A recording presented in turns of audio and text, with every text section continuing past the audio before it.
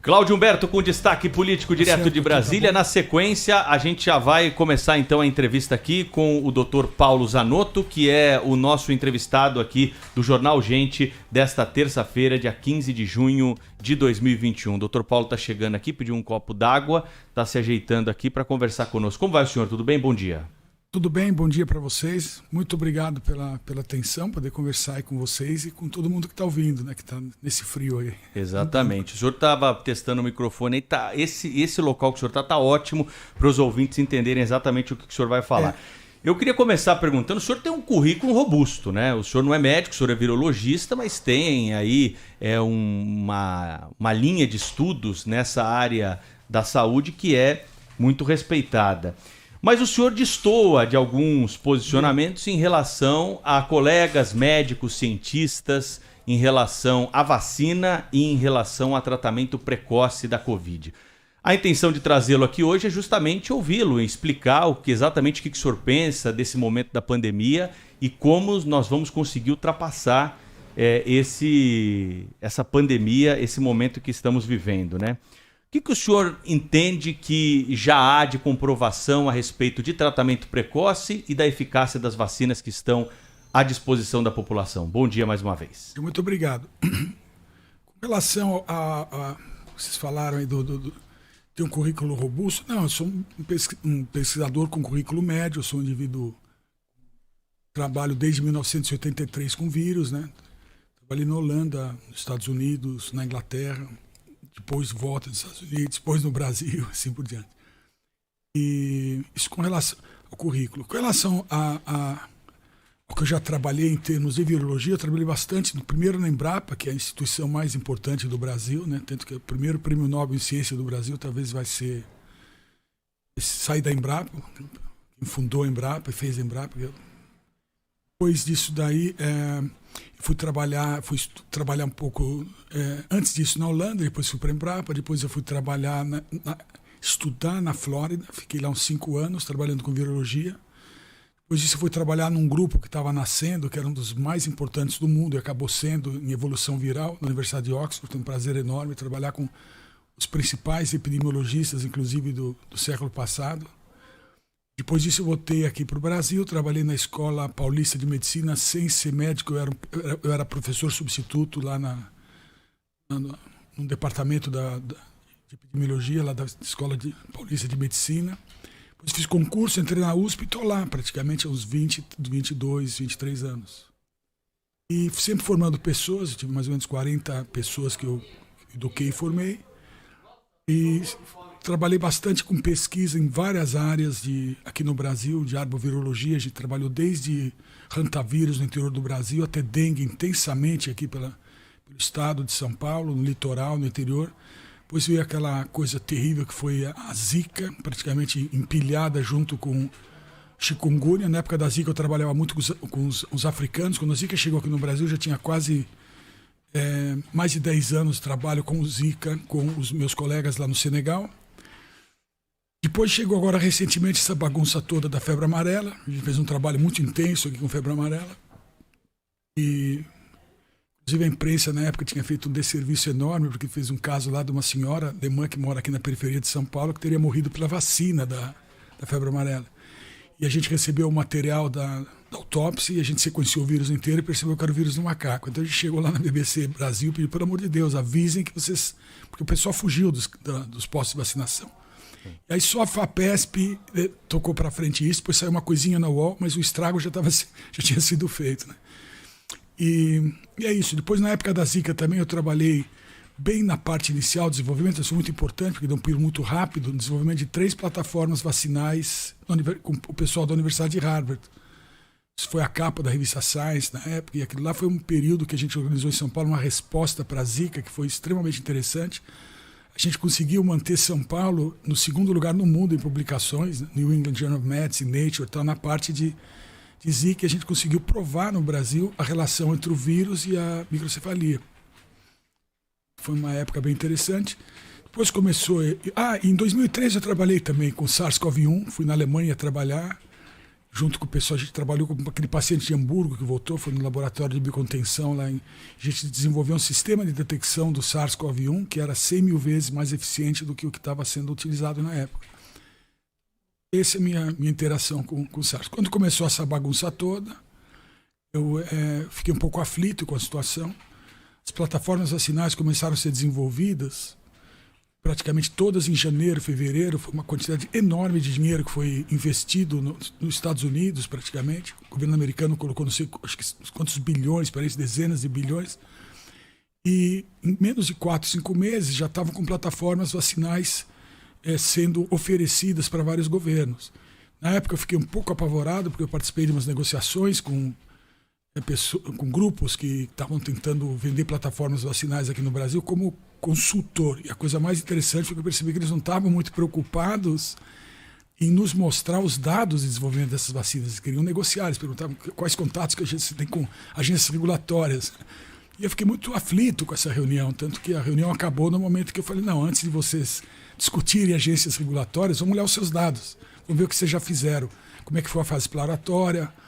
Os dados pré-clínicos em animais eram cruciais, eles não tinham esses dados para mostrar, e esses são dados que os outros vírus, para o SARS-CoV-1 e para o MERS, esses dados tinham sido um pouco preocupantes, porque esse vírus tem uma proteína externa chamada spike, que causa hiperinflamação em animais. Então, aquelas plataformas vacinais estavam todas meio comprometidas ou problemáticas, tanto que parou, não existe vacina para SARS-CoV-1 nem para MERS. Então, quando começou essa situação da vacina para SARS-CoV-2, que está agora aqui, eu fiquei extremamente aflito, inclusive com essa experiência que eu tive, com essa enorme... Mas agora com os resultados que a gente tem mundo afora aí, o senhor não está convencido de que a vacina é importante? Olha, hoje sim, mas veja, se coloca mais ou menos em agosto do ano passado, quando a gente não sabia o que estava acontecendo com essas vacinas, o histórico precedente de desde 2003, 2004 não era muito bom. Lógico que você desconfia. Então, o que eu tinha... Depois de eu ter tido essa experiência, vamos dizer assim, com a interação com vendedores, apoiando uma secretaria de saúde aqui do Brasil, eu imediatamente pensei, conversei com alguns dos melhores vacinologistas e imunologistas aqui de São Paulo, fiz uma lista dessas pessoas, e aí foi o que eu levei lá para o Palácio do Planalto naquela reunião, que foi a primeira vez que eu vi o presidente, né? E isso foi passado para eles.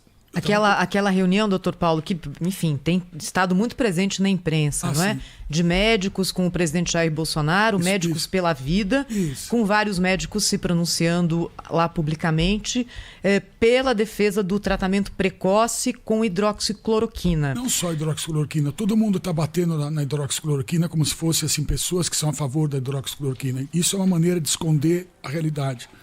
O que eu queria perguntar para o senhor é, no dia de hoje, 15 de junho de 2021, qual é a sua posição como cientista em relação à hidroxicloroquina no tratamento precoce ou não da Covid-19? Na época, era a única molécula que a gente tinha, inclusive até por causa da interação que eu tive com os senegaleses.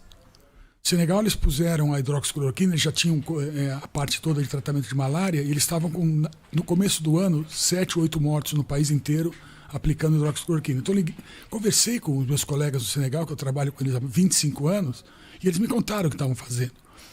Um amigo meu, que é o diretor do CDC em Beijing, o Jorge Galfu, tinha conversado com eles, tinha passado essa informação para eles do uso da hidroxicloroquina na China. Então, no final de 2019, eles estavam usando ativamente a hidroxicloroquina lá, em função do que eles já sabiam. Porque desde 2003, desde a primeira SARS, a gente já sabia que a hidroxicloroquina tinha um efeito antiviral bem forte com relação ao coronavírus, como para vários outros vírus. Essa informação foi passada, inclusive, para o pessoal da Costa Rica, que fizeram um protocolo muito bom, e na França, um grupo lá no hospital em Marseille adotaram esse protocolo chinês e estavam tendo resultados muito razoáveis, em Nova York também. Então, no começo do ano passado, eu tinha sido procurado pelo consultor de ciência do presidente, Arthur Weintraub. Ele é uma pessoa... Ele tem um doutorado em Direito e depois ele fez um pós-doutorado em Neurociências. Então, é interessante porque quando ele me ligou, achei até estranho, ele sabia do que estava falando, vamos dizer assim, tinha lido papers, mesmo as perguntas. E foi daí que a gente partiu, que eu tive em contato com o pessoal da Prevent Senior em São Paulo, e na época eles já tinham trabalhado com entre 400 e 600 pessoas e tinham olhado que o uso desse protocolo chinês, ele realmente causava uma redução em mortalidade de quase 40%, e o tempo de internação caía de 21 dias em média para 5. Então, quando eu vi esses resultados, eu falei, puxa, está comprovando o que eu tenho visto no Senegal, o que está acontecendo na China, o que está acontecendo na França. O senhor mantém esse entendimento ainda hoje, Dr. Paulo Zanotto? Não, o tratamento, veja, a molécula não interessa. Tanto que hoje em dia, se você for olhar a proxalutamida, mesmo a ivermectina e outras moléculas, elas têm uma redução de risco muito maior que a hidroxicloroquina. Então, por exemplo, hoje, eu não sei se a gente usaria mais hidroxicloroquina, até pelo princípio de como ela é uma molécula que a função dela é inibir a resposta autoimune. Eu não acho uma boa ideia usar no contexto de vacinação, porque na época não tinha vacina. E hoje a gente tem. Então o problema da hidroxicloroquina no dia de hoje é que ela vai poder interferir na produção de anticorpos da pessoa vacinada. Então não é uma boa ideia usar mais. Mas na época a gente tem que colocar as coisas no contexto. Hoje a gente tem várias plataformas vacinais que já atingiram um ponto de aplicação, de utilização. Olha, o Dr. Paulo Zanotto está aqui. Oi, Cláudio Humberto. Eu ia justamente te chamar e lhe apresentar para o Dr. Paulo. O Cláudio Humberto, apresentador do Jornal Gente, está com a gente de Brasília, como todos os dias, Paulo, e também vai participar dessa entrevista que é transmitida também agora pela capa do portal UOL. Oi, Cláudio. Doutor Paulo Zanotto, muito bom dia, bem-vindo ao nosso programa. Eu queria saber o seguinte, no sábado nós entrevistamos aqui o líder do governo na Câmara, o deputado que foi inclusive ministro da Saúde, né? O mais longevo dos ministros de saúde das últimas 2 ou 3 décadas, e o deputado Ricardo Barros. Ele fez uma afirmação que é difícil de ouvir. Ele disse assim, ele muito desconfiado em relação a esse cavalo de batalha que se transformou a briga contra a hidroxicloroquina ou cloroquina.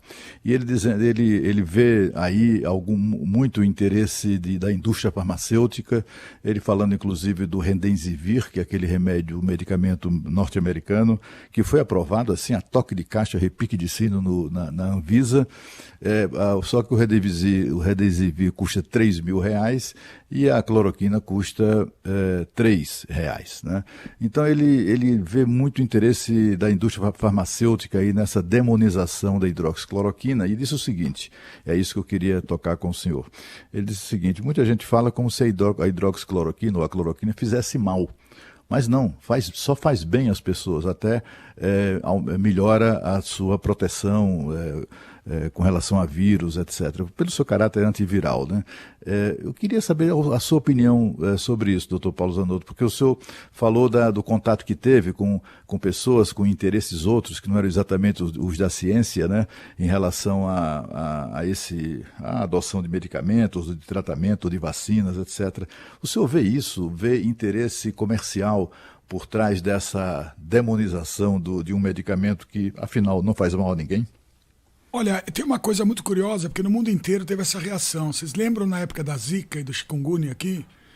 Ou mesmo na espanhola em 1918, a hidroxicloroquina era usada. Tem um efeito antiviral bem determinado. No começo dessa década, 2 trabalhos importantes, Savarino e do Vincent, 2 trabalhos mostrando a atuação dessa molécula antiviral. E ela tem uma ação antiviral muito boa, ela interfere em toda a questão do pH dentro da célula, modifica, por exemplo, a glicosilação dos receptores que o vírus se liga. Então o vírus vai ter uma dificuldade enorme para entrar numa célula que tem hidroxicloroquina.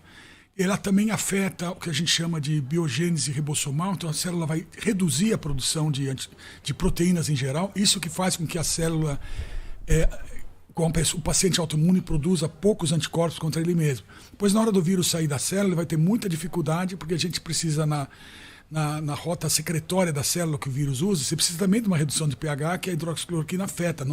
Então, o vírus fica praticamente sem uma boa condição de entrar numa célula, produzir os produtos dele, montar partículas e sair. Então, isso que a gente tem observado. Mas, por exemplo, com relação ao Remdesivir, hoje em dia, no dia que a gente está falando, a gente já tem mais quase, não sei, uma quantidade enorme, são mais de 300 trabalhos.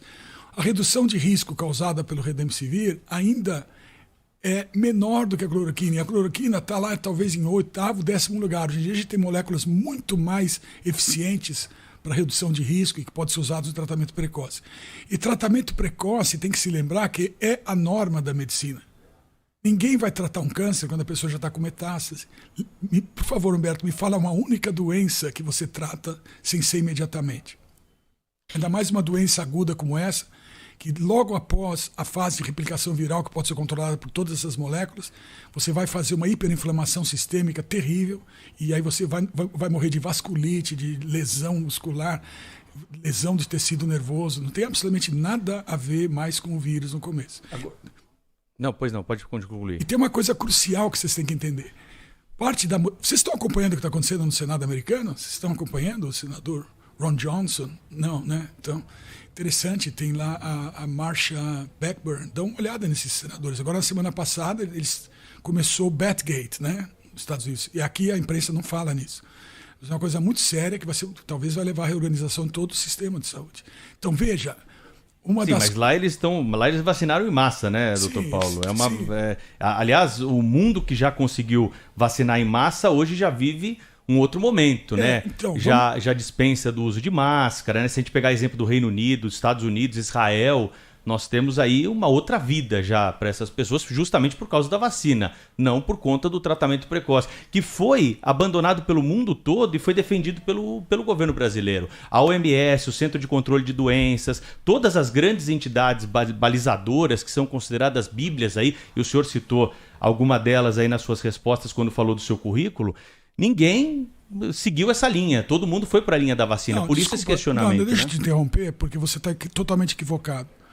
Eu não estou indo contra as grandes instituições, eu estou falando para vocês o que está acontecendo na China, na Índia. Você viu o que está acontecendo na Índia? Você viu o que está acontecendo em Chiapas, no México? Agora? Está sabendo o que está acontecendo lá? Então, ouça o Senado americano. Por que os senadores americanos agora chegaram e falaram assim, o que está acontecendo em Chiapas é uma redução de 50% a 80% de mortalidade por causa da ivermectina? Sabia disso? E o senador... Tem alguma grande revista científica que publicou a história da Prevent Senior? Sim, o Esper publicou alguma coisa. Veja, não precisa da Prevent Senior. Olha o que está acontecendo no Henry Ford Health System, em Detroit, com 4.000 pessoas. Olha o que aconteceu em Marseille. Olha os trabalhos recentes sobre ivermectina, com dezenas de milhares de pessoas. Olha o nível de evidência que a gente tem hoje em dia para várias dessas moléculas. Proxalutamida, por exemplo, reduziu 92% o risco de agravamento. Talvez seja a molécula hoje em dia, mas então vocês são todos fixados no negócio da hidroxicloroquina. Se, por exemplo, você que está bem informado, o que aconteceu em Cuba agora em março desse ano? O que foi publicado em Cuba? Hein? Você sabe? Sei. Então você devia saber antes de falar o que você está falando. Porque lá foi publicado exatamente o protocolo. Eles estão usando a hidroxicloroquina em Cuba, na China, na Índia, em vários países africanos, desde o começo do ano. Então é bom você estar informado. Vocês estão repetindo sempre a mesma ladainha, sem estudar. Nós estamos perguntando, nós não somos, o senhor é que é o especialista aqui, nós estamos perguntando para o senhor. Você afirmou de maneira muito assim positiva o que você está falando, que é das agências que estão fazendo. O que eu estou perguntando para o senhor por que essas agências, por que o mundo todo, se fosse bom, por que o mundo todo e essas agências todas não usam? Você acha que a Índia e a China, tendo quase 3 bilhões de pessoas usando isso aí não é o mundo todo? É um grande componente. Certo? Por que a mortalidade por milhão em vários desses países que estão não usando isso é tão mais elevada, quase 4 vezes em relação aos países que estão usando? Como é que você explica isso?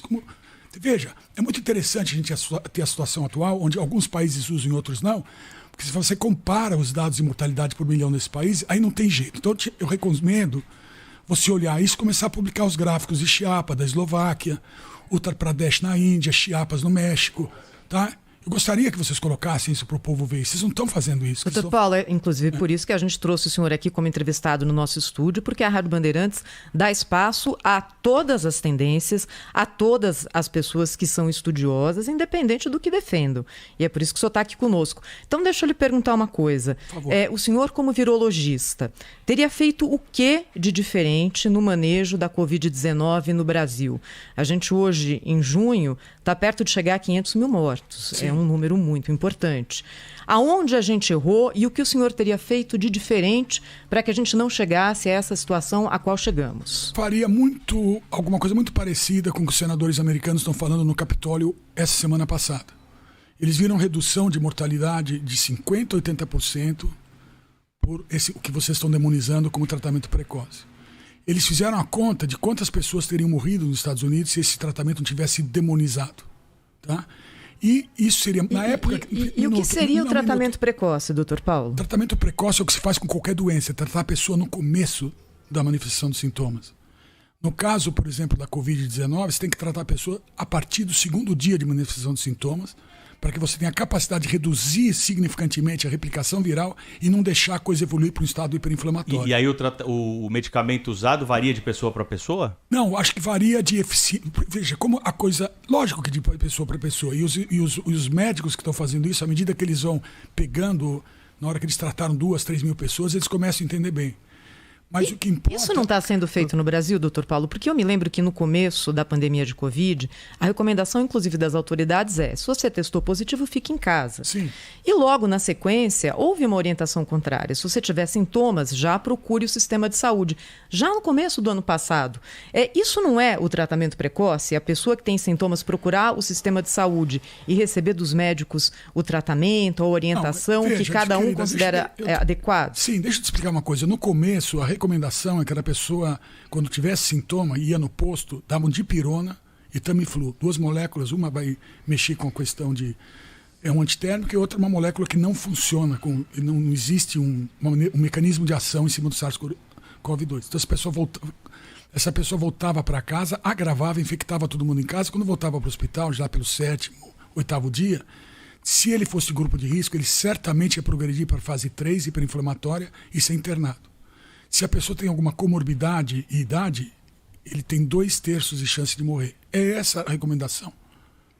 Doutor Paulo... A mesma recomendação era dada, inclusive, em vários países do mundo, que é muito estranho, porque foi a primeira vez na história que uma doença foi tratada só em fase de hospitalização. Isso é uma coisa bizarra e a história vai explicar isso.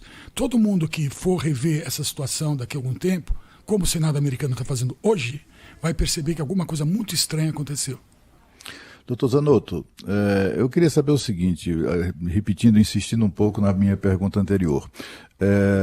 As pessoas falam sobre cloroquina, hidroxicloroquina, ivermectina, etc., como se fossem medicamentos, como se o governo ou os governantes tivessem feito opção por medicamentos que não funcionam em detrimento de medicamentos que funcionam. Sim. E eu queria saber o seguinte, esses medicamentos fazem mal? Cloroquina, quem tomou cloroquina ou toma cloroquina, ivermectina, passa mal? Quer dizer, faz mal às pessoas tomar medicamentos? Essa foi uma das grandes mentiras que foram propagadas a partir do ano passado. Tem pessoas falando que pessoas tiveram problema hepático com ivermectina, quando é uma molécula que nem metaboliza no fígado, por exemplo. Falaram de lesão cardíaca causada por hidroxicloroquina, quando na verdade ele era usado até recomendado para a situação de arritmia das pessoas, exatamente o contrário do que se fala. Isso tudo foi bombardeado para a imprensa e a imprensa ressonou isso sem nenhum espírito crítico, sem ter ido atrás dos dados e estudar. Então, hoje em dia, o que vence é a narrativa. Não é mais a observação do que de fato aconteceu. Então, uma molécula usada há 70 anos, a hidroxicloroquina, por exemplo, por milhões de pessoas do mundo inteiro, por causa de doenças reumatológicas, como lúpus, né, como artrite reumatoide, e tem um sucesso enorme. Agora, de repente, ela foi demonizada. Doutor Paulo, o senhor deve ter acompanhado pela imprensa, né, que houve uma delegação brasileira que foi até Israel para investigar um spray nasal. Eu queria saber do senhor, né, como um representante aí da comunidade científica, qual é a relevância científica que tem uma visita dessa para Israel, no mundo em que a comunicação online foi consolidada com a pandemia, se havia necessidade dessa missão? Olha, o que foi mais desastroso nessa missão nem foi o fato das pessoas terem conexão online ou não. É o fato de que não tinha sido acertado absolutamente nada antes dessa viagem ter acontecido. Acho que o ideal seria exatamente o que eu estou pedindo aqui. Se isso tivesse sido feito pelos melhores especialistas do Brasil em vacinologia, imunologia, certamente isso daí ia ter acontecido de uma outra maneira. Por quê? Porque os melhores cientistas do Brasil iam exigir de todas as plataformas vacinais ou farmacológicas dados para se avaliar se isso tem que ser estudado ou não. Vocês viram o que aconteceu na Austrália faz pouco tempo? Vocês sabem o que aconteceu na Austrália? Eu vou contar para vocês. Aconteceu exatamente o que eu previ que ia acontecer no Brasil, e talvez tenha acontecido, a gente não sabe ainda. Na Austrália, um Freedom of Information Request de médicos, né, do Shadow Board australiano, conseguiu os dados de compra de vacinas da agência regulatória da Austrália, e perceberam que vacinas foram compradas sem que os dados das vacinas tivessem sido dados para elas. Vocês perceberam que onde eu estou tentando chegar? O que eu estava tentando proteger no momento que eu falei para o governo, pegue os melhores do Brasil para ver isso? Coisas como aconteceram na Austrália, e que provavelmente vão começar vão começar a emergir em vários lugares do mundo. Houve aí uma festa, uma lambança. E você vê, a indústria farmacêutica que o Humberto está falando, ela estava agora invadindo um espaço de mercado de bilhões e bilhões de dólares. Veja, no momento que você se contrapõe a isso, olha o que acontece com alguém. Olha para mim e você vai entender. Que tal vocês começarem a pensar?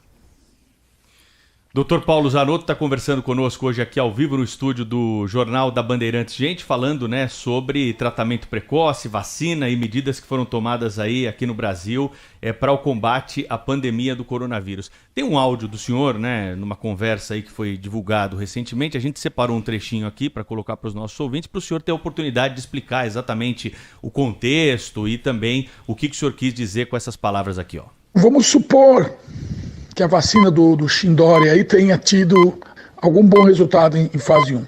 Você vai para a fase 2, na fase 2 você está aumentando o grupo de pessoas. É impossível, de janeiro até agora, a gente ter dados razoáveis de fase 2 para qualquer das vacinas que estão sendo desenvolvidas. Então aqui eu queria lembrar pessoas que estão dizendo que são anti-vaxxers, as pessoas que criticam essa proposta de vacinação, que as pessoas são ignorantes, estúpidas, burras, não querem ler e são levadas no bico por um bando de idiotas. O não uso, a não indicação de uma vacina nesse momento não é ser anti-vaxxer, né? É ser prudente. Agora, vocês vejam que o mesmo pessoal que está indo que está indo totalmente a favor da aplicação de vacina agora, são aqueles mesmos que querem evidência tipo A para o uso da hidroxicloroquina. Quer dizer, que canalice é essa? Te garanto que existe muito mais evidência que o tratamento precoce funciona. O senhor mandou essa mensagem num grupo, ele foi divulgado aí pelo site Metrópole, se eu não me engano, e aí nós pegamos esse trecho aqui da conversa para questionar o senhor, se o senhor mantém esse posicionamento, ou se teve alguma mudança de lá para cá. Veja, vocês não, como o Metrópolis fez, vocês também fizeram aqui, vocês não deixaram o argumento até o fim né? Por favor. Então, basicamente o que estava acontecendo era o seguinte, você imagina, essa foi uma conversa que foi datada em agosto do ano passado. Isso. Em agosto do ano passado, a gente tinha a seguinte situação, os dados pré-clínicos de vacinas e face do que já tinha acontecido com MERS e SARS-CoV-1 não estavam disponibilizados. Governos no mundo inteiro estavam fazendo negociações com as grandes empresas que estavam vendendo vacinas. Certo? Na época, o que existia eram os dados dos trabalhos em Marseille, Nova York, Detroit, tá, principalmente, e os estudos observacionais feitos no começo do ano na China, que mostravam que existia uma redução de risco com o uso de cloroquina. Eu não tinha visto nenhum dado desse sobre vacina. A gente sabia que ela estava em desenvolvimento. Se você tivesse estendido um pouco esse áudio, você ia perceber que eu falo, enquanto não tivermos isso, o que nós temos no momento é terapia.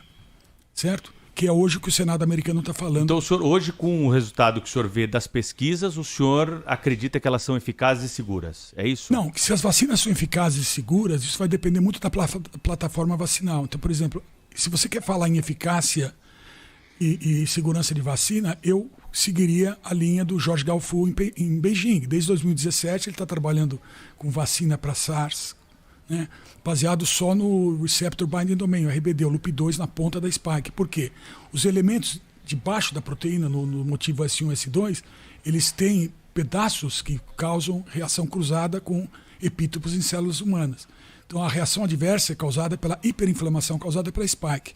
Aqui na USP a gente estava produzindo spike para gerar imunógenos para fazer um teste de ELISA. Então você jogava spike purificada sem o vírus em animais uma vez, tudo bem. Espera aí, doutor Paulo, tá muito difícil essa conversa aí pra gente entender. Tem que ser difícil. Eu preciso entender se o senhor acha a vacina eficaz e segura hoje, essas vacinas estão à disposição. Não, eu vou acabar do que eu estou falando, porque isso é importante. É bom que o povo ouça tudo. E aí a gente percebia que no terceira injeção em animal ele começava a sangrar que nem uma pessoa infectada. Tá? Então, a spike é hiperinflamatória. Então, qual que é a vacina segura? Aquela que não vai usar a spike inteira, que vai usar só o receptor binding domain, a ponta dela.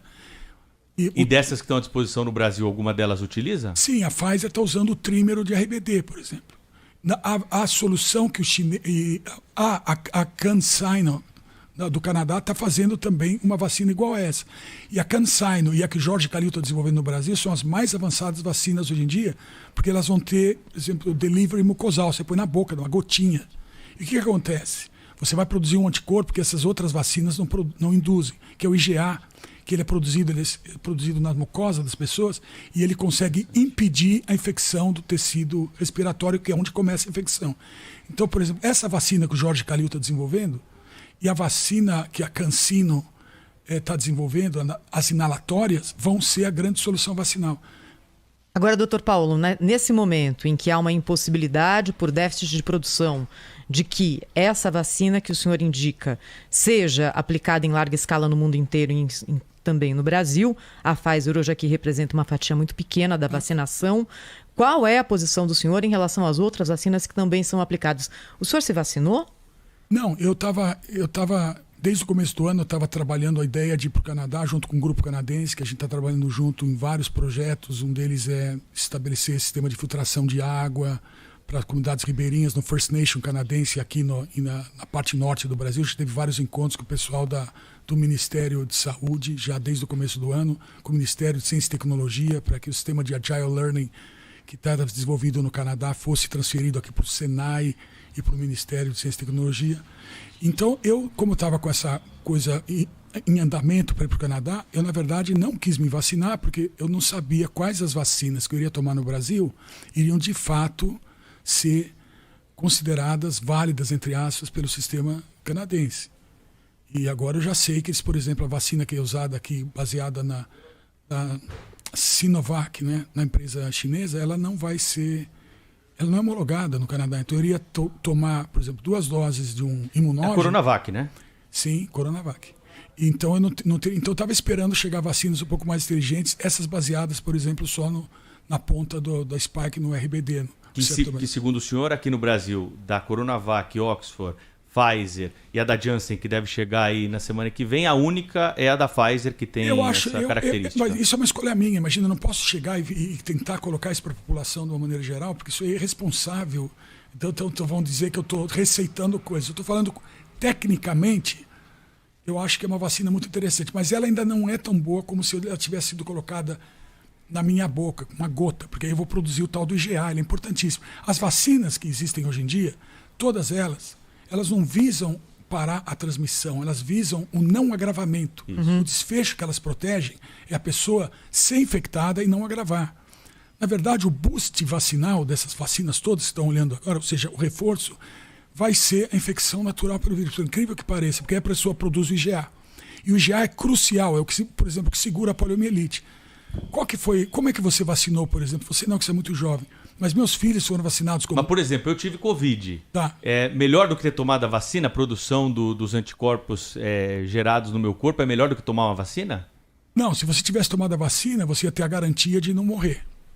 Então, a grande vantagem... E aí você iria... Não, mas eu digo assim, os estudos hoje em dia, eles mostram que quem foi infectado está mais protegido da Covid pela produção de anticorpos natural do corpo humano? Olha, veja, uma coisa bem interessante que eu acabo de falar. A resposta imune é muito complexa. Então, o que acontece é o seguinte, a produção de IgG que entra no seu aquele corpo, exame que a gente faz do sangue. A produção de IgG, a gente está percebendo, por exemplo, no caso de algumas vacinas baseadas em RBD, ela é muito alta depois da segunda dose, mas a qualidade de neutralizantes desses anticorpos é muito boa, mas não existe a formação do IgA, que é fundamental para você não ser reinfectado. Então, as vacinas, por exemplo, se o indivíduo está muito vacinado, está bem, digamos assim, com uma resposta muito robusta, ele ainda não tem IgA. Então, 2 maneiras de ele conseguir isso. Ou um contato com o vírus, ou ser vacinado por uma vacina que induz a produção de IgA. Não tem saída. É o que a gente fazia com poliomielite. Lembra a gotinha que salva? O que é a gotinha que salva? É a Sabin, que é um vírus atenuado, que é colocado na mucosa da criança e ela vai produzir o IgA, que é o anticorpo que a população tem que ter. Sem IgA, você não corta a cadeia de transmissão. Porque o IgA, ele vai complexar, vai opsonizar o vírus no intestino, por exemplo. Então a criança defeca em casa um vírus que já está incapaz de infectar. Isso vai gerar uma resposta imune nas pessoas em volta da casa dele. Olha, o Dr. Paulo Zanotto está conosco aqui no estúdio da Rádio Bandeirantes. Ele é virologista, professor do Departamento de Microbiologia do Instituto de Ciências Biomédicas da USP. Ainda quero falar com o Dr. Paulo Zanotto sobre distanciamento social e sobre variantes do vírus da Covid-19 na sequência, aqui no Jornal Gente da Rádio Bandeirantes. Rede Bandeirantes de Rádio. Pessoal, aqui é o Guilherme Paz da CM Capital. Você sabia que pode começar a investir com menos de R$30? É isso mesmo. Na CM Capital você aprende a controlar as suas finanças e a investir com segurança. A CM Capital foi eleita a melhor empresa de investimentos do Brasil. Aqui você conta com profissionais que vão te ajudar a escolher a melhor opção de investimento. Abra sua conta online gratuita. Quer conversar? Chame no WhatsApp 11 2388 0480. CM Capital, invista em você. Você que faz questão da qualidade dos produtos que entram na sua casa, passe no Empório Varanda e encontre tudo o que você precisa para suas refeições do dia a dia ou para ocasiões especiais. Uma equipe preparada e atenciosa te ajudará na seleção das nossas famosas frutas e verduras, dos queijos e frios variados, das delícias da nossa padaria própria e dos mais de 2.000 rótulos de uma adega exclusiva. Visite as nossas lojas na Ponte Cidade Jardim e no Shopping Cidade Jardim e Pátio Paulista. E sinta-se em casa. As oficinas Caltabiano Maquilarte possuem a estrutura completa, serviços de revisões e manutenções, box de serviços rápidos, funilaria e muito mais. Siga o Grupo Caltabiano nas mídias sociais e saiba mais. No trânsito, sua responsabilidade salva vidas. Trânsito. Oferecimento Braspress, a sua transportadora de encomendas em todo o Brasil. Em São Paulo, ligue 2188-9000. Destaque agora para o corredor norte-sul entre a Praça Campo de Bagatelle e a ligação leste-oeste. Nesse trecho do corredor em direção à ligação, trânsito lento da praça até a Avenida do Estado e depois da Pinacoteca até o viaduto Jaceguai. Esse trecho do corredor norte-sul em direção a Santana, em compensação, tem trânsito fluindo bem. Para ajudar a fazer um mundo mais sustentável, o Santander dá crédito para você investir em placas solares. Busque por CDC Solar Santander e saiba mais. Jornalismo. Jornal Gente. Bandeirantes. Não ficar preso em narrativas. 8h40, o Dr. Paulo Zanotto no estúdio da Rádio Bandeirantes hoje, virologista, professor do Departamento de Microbiologia do Instituto de Ciências Biomédicas da USP e que tem estado presente também no noticiário político, porque o Dr. Paulo Zanotto participou de uma reunião no Palácio do Planalto em setembro do ano passado. Sim. Com aquele movimento Médicos pela Vida, e é isso é algo que tem estado muito presente agora, porque são médicos que se manifestam por linhas que não são as linhas seguidas pela tendência majoritária hoje da comunidade científica. Aqui na Rádio Bandeirantes nós abrimos espaço para que os nossos ouvintes conheçam também outras tendências e cabe a nós, jornalistas, questionar todo mundo que passa por aqui. Dr. Paulo, eu queria perguntar para o senhor sobre distanciamento social. Qual é a sua posição como pesquisador, como virologista, sobre distanciamento social versus Covid-19? O que o senhor acha disso? Olha, a minha posição está deixada bem clara numa conferência que eu dei no Estudos Avançados da USP. É só vocês visitarem. E ela foi exatamente na época que o governador de São Paulo estava todo mundo fazendo festa no Carnaval. Né? Ele deixou aqui a coisa correr solta. Exatamente na hora que a gente tinha que ter interferido. Vocês vão ver lá, minha posição era bem clara. Mas para quem não leu, qual é a sua posição, professor? Vocês vão no site do Instituto de Estudos Avançados e procurem, por favor, né? O povo tem que começar a ir atrás, porque a vida deles está em jogo. Mas para quem está ouvindo a gente agora? Bom, então eu vou falar. Ótimo, obrigado por me darem a chance. O distanciamento social é uma técnica de intervenção não farmacológica que é essencial para você reduzir a quantidade de pessoas precisando de hospital ao mesmo tempo.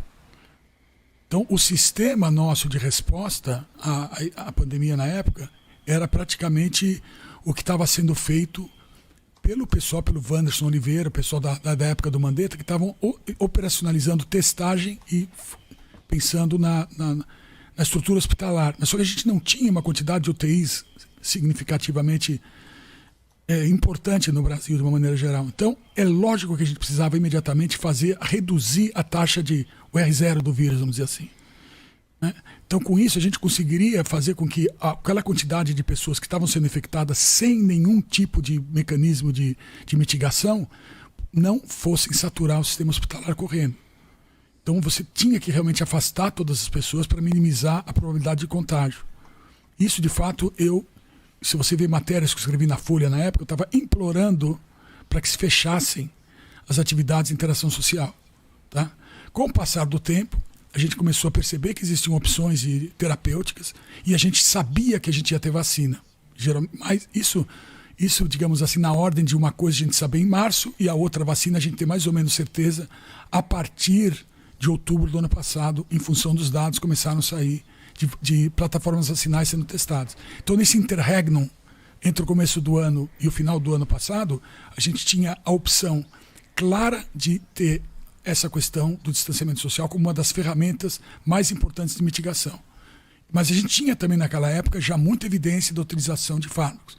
E tem muita gente que desconfia, o Humberto falou a questão da interferência e de certos interesses. É muito curioso que nos Estados Unidos, para você poder autorizar o uso emergencial de alguma coisa, como uma vacina, você não pode ter nenhum tipo de tratamento alternativo. Eu não estou dizendo que foi a causa, mas, por exemplo, vários médicos dos Estados Unidos e todos que estão dando depoimentos no Senado americano agora, acham que isso deve ter tido algum impacto.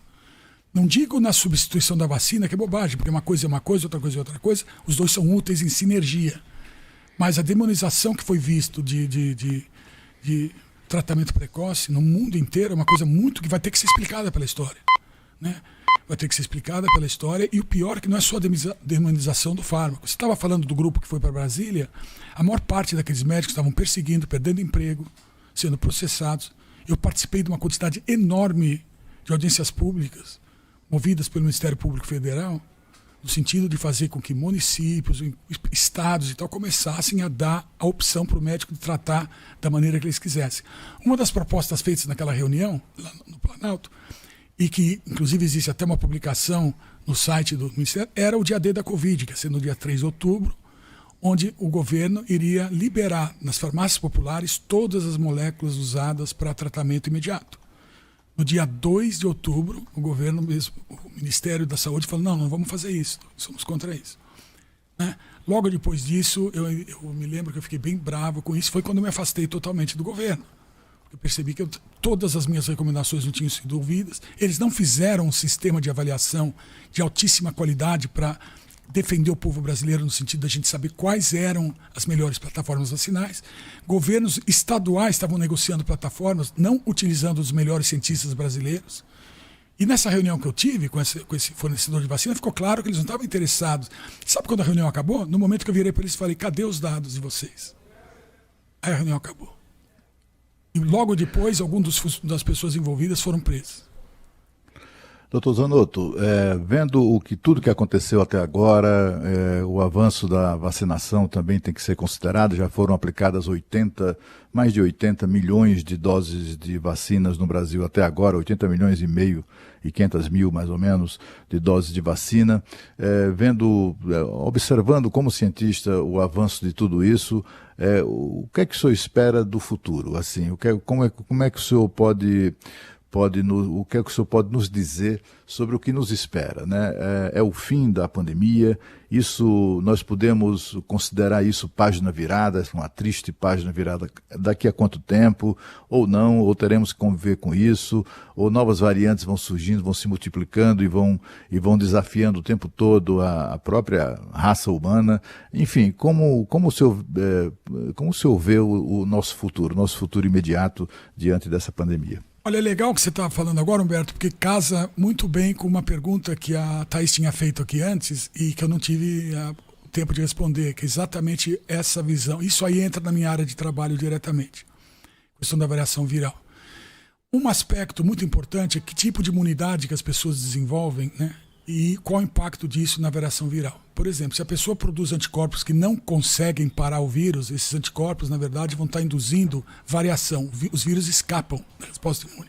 Então, esses variantes que a gente está olhando é muito curioso, porque eles evoluem de uma maneira muito convergente. Vários variantes estão emergindo no mundo inteiro que têm os mesmos aminoácidos nos mesmos locais, que fazem com que os anticorpos sendo gerados por pessoas não funcionem muito bem. Então essa é a grande dúvida que a gente tem. Porque esse surgimento de variantes, a grande pergunta hoje em dia é como que isso aí vai ser neutralizado pelas vacinas que já existem. Então, ainda a gente tem bastante dado mostrando que para os dois lados. Tem dados mostrando que, por exemplo, o variante na África do Sul está escapando de algumas vacinas. Na Índia, a Covaxin, que é aquela vacina da Bharat, essa vacina não está conseguindo neutralizar os vírus que estão circulando, aquele double mutant, né, que está circulando na Índia. Isso é um problema enorme, tanto que eles mudaram até de plataforma vacinal. Então, você vê, a questão da agilidade da resposta vai depender da qualidade da resposta populacional. E essa é a grande dúvida, e a gente tem que, então, pensar seriamente, novamente, em tratamento, porque é uma maneira da gente diminuir a susceptibilidade à replicação viral, e isso vai apoiar as vacinas. Dr. Paulo Zanotto, como é que o senhor viu a atuação da Anvisa durante essa pandemia da Covid-19 aqui no Brasil, liberando vacinas, proibindo outras como a Sputnik e tomando algumas decisões aí diretamente relacionadas à vida de todos nós? Qual a avaliação que o senhor faz do papel da Anvisa? A única avaliação que eu faço é que minha sugestão para a presidência, que não foi acatada, iria ter feito com que a qualidade de todas essas decisões tivesse sido muito melhor avaliada se a gente tivesse os melhores cientistas do Brasil envolvidos nesse processo. Isso não foi acatado. Então, o tal do gabinete, o Shadow Cabinet que eu estava propondo, que Shadow nada mais é do que espelho, vocês devem ter aqui no parlance de vocês Shadow Crew. Vocês não têm Shadow Crew aqui? Vocês não têm esse termo? Nos Estados Unidos tem. Que é o grupo de substituição. Então, você tem uma equipe trabalhando, fazendo isso. Se precisa de alguém, tem uma pessoa que substitui. Isso se chama um Shadow, que espelha, né? Como a gente tem muita dificuldade para entender coisas, né? Isso foi construído como algo das sombras e das trevas, quando na verdade é uma coisa utilizada nos sistemas de linguagem. Por exemplo, todos os meus colegas que falam língua inglesa estão dando gargalhada do que está acontecendo aqui. Monty Python não iria ter feito uma coisa melhor do que essa. Dr. Paulo, deixa eu lhe perguntar uma coisa ainda em relação a isso. É normal que presidentes ouçam pessoas que eles queiram ouvir. O senhor, como participou dessa reunião no Palácio do Planalto, tem conhecimento se o presidente Jair Bolsonaro ouve várias tendências ou se ele ouve apenas cientistas que reforçam entendimentos que ele, como pessoa física, já tem? Como é que está funcionando isso? Olha, sabe qual é a função de um técnico? Eu vou te dar uma resposta em duas pernas. A função de um técnico é avisar um gestor as consequências disso, daquilo, tá? O gestor vai tomar decisão. A proposta para o governo era montar esse grupo dos melhores cientistas do Brasil. Eles não fizeram. Acho que isso explica muito. Então, no meu caso, nada do que eu propus foi ouvido ou levado a sério. Eu não posso ir além disso, porque eu não sei quais são as motivações, as ideias, etc. e tal. Mas eu certamente, depois disso, eu me afastei, porque eu senti uma forte, digamos assim,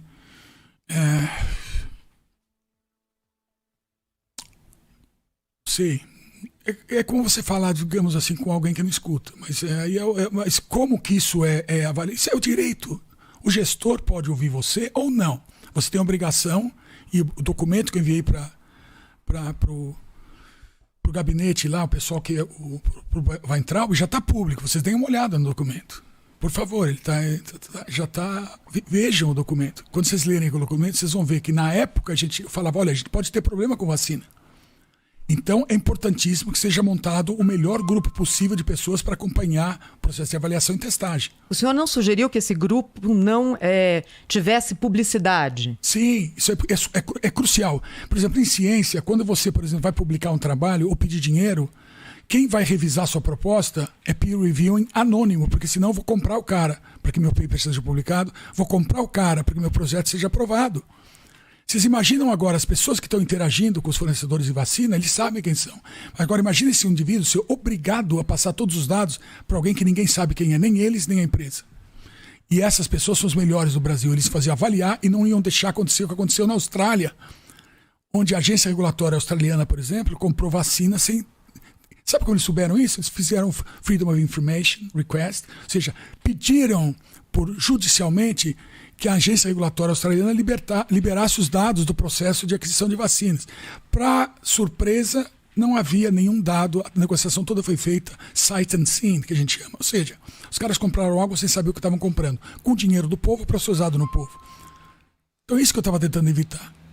Grande parte da demonização em andamento com a minha pessoa tem a ver com uma tentativa minha muito desastrada de proteger a vida dos brasileiros. Dr. Paulo Zanotto, muito obrigado pela presença hoje aqui na Rádio Bandeirantes para conversar com os nossos ouvintes, né, sobre os seus conhecimentos aí a respeito da SARS-CoV e também dos tratamentos, né, e das vacinas relacionadas a esse assunto. Até uma próxima oportunidade. Olha, SARS-CoV não existe, existe SARS-CoV, CoV-2, que é o nome do vírus, e Covid é o nome da doença, Covid-19. Mas muito obrigado pela oportunidade que vocês deram, e eu recomendo fortemente que vocês que têm uma função tão importante de educação popular, que estudem um pouco mais a coisa na sua inteireza, porque vocês vão ajudar muito melhor o povo brasileiro. Obrigado. Rede Bandeirantes de Rádio.